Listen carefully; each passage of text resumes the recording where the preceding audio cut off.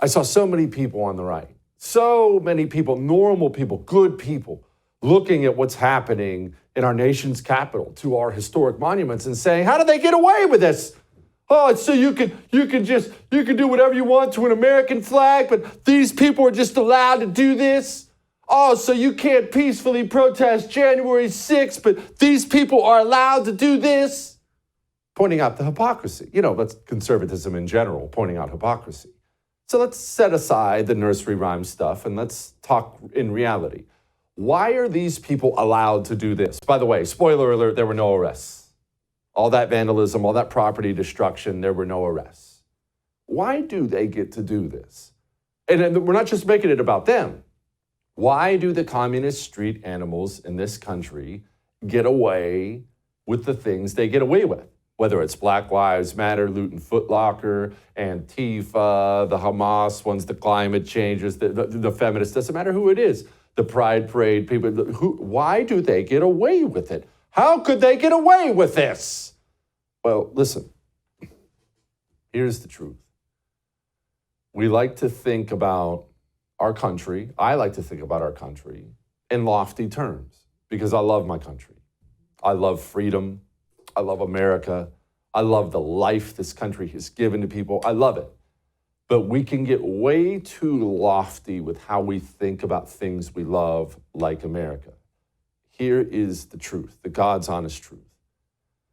You need protection. You need protection. Let's pause on America for a moment. I'm going to go in all over the place today. Just stay with me. In Russia, after the Soviet Union fell, this is after communism fell, they had a disastrous time over there trying to implement capitalism, not really capitalism. What do we do here? But I was reading this fascinating tale one time about a businessman. And he was talking about why he hadn't been arrested, but his buddy had been arrested. Now, these are straight up businessmen, not criminals.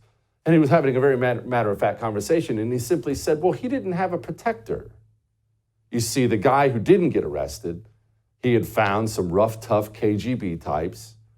And everyone knew if anything happened to this guy, these types would step in.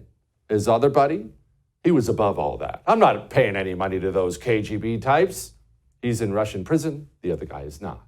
Here in America, the American communist has spent decades, and a fortune. He's spent decades of time and a fortune worth of money building for himself a protection network that gives the street animals the freedom to walk into places like Washington, D.C., L.A., New York City, you name it, and act like the animals they are. It comes from politicians. It comes from judges. It comes from all over the place. You remember when Gabrielle Cuccia came on the show and she said this? Everyone started flooding all of the perimeter, everyone popping out of their tents, making sure that they have numbers written on their forearm. I'll tell you, since I spent so much time there, these numbers that were written on the forearm, I'd spent the time with them. They didn't know I was part of Drano Media. They befriended me. They asked me, oh, do you have the Northwest Community Bail Fund number? And I was, excuse me? Do you have the number? If you get any escalated law enforcement that you have interaction with, you will, bail will be set at $1,000, of which you will only have to pay 10% of that, which means I only have to pay $100 of a get out of free jail card from the Northwest Community Bail Fund. What? Who's behind that? There are rich people in America and in foreign lands who are funding the destruction of this country in a million different ways. It's not just that they own CNN. They have they have a spider web of networks underneath them, left-wing dark money networks that set up things like bail funds for the street animals. That's one part of the protection network, the elites, the billionaires on top, the ones who actually pay a lot of these people to be here. There's a reason you see a lot of the same faces at the Antifa rally as you did at the Black Lives Matter rally. That doesn't make sense. Okay, so you have the money. That's part of the protection network. Another part of the protection network is communists took over the justice system in this country by taking over the law schools. Took over the law schools, then you get to make the lawyers. So when you make the lawyers, you make the judges. And when you make the judges, you make the law. You ever heard of Matthew Graves? He's an attorney, U.S. attorney out of D.C., Name probably sounds familiar.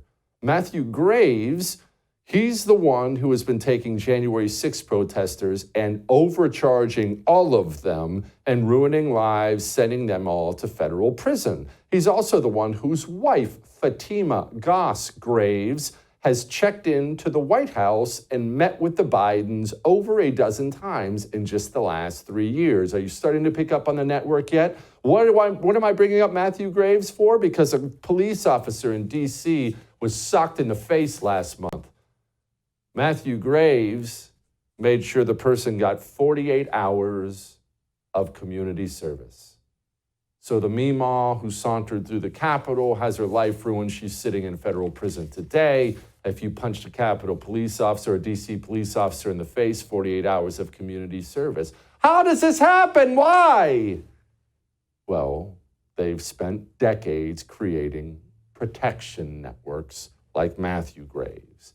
And notice how I said he met with the Bidens? There's another part of this. You got the billionaires, you have the judges, the DAs, and then the politicians themselves. You see, Chuck Schumer is the Senate Majority Leader. That's a really, really, really, really, really big deal. And Chuck Schumer doesn't stand up and do what so many Republicans do, look down his nose at all the right-wingers on the street as if they're a bunch of uneducated rubes. Chuck Schumer understands he has an army underneath him. They will do as they're told. And so when Chuck Schumer gets up to give speeches, he lets the street animals know, hey, guys, we got your back. Go reap the whirlwind for somebody. I want to tell you, Gorsuch, I want to tell you, Kavanaugh, you have released the whirlwind, and you will pay the price. You won't know what hit you if you go forward with these awful decisions. And right after that, someone tried to assassinate Brett Kavanaugh. Now, that's all the bad news. That's what they have. That's why they get away with it. I do have some good news for you, and believe me, it is good news if we would just embrace it. It wouldn't take much to destroy this network.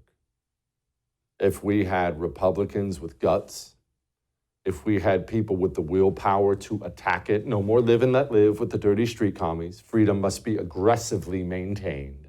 If we actually developed an aggressive mentality, you would watch these organizations, these billionaires disappear, their influence disappear. Start attacking the money of these billionaires, attacking their companies, dragging them into court, arresting them, antitrust stuff.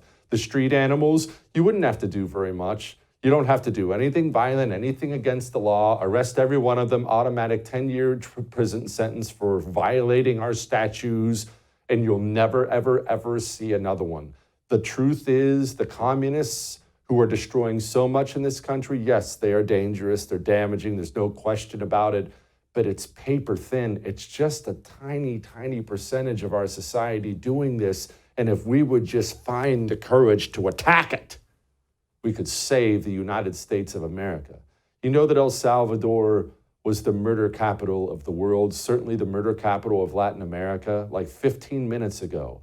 And now it's the safest place in Latin America, probably the safest place in the Western Hemisphere, just numbers-wise. How could that possibly happen? Tucker Carlson sat down with their president. Here's how it happened.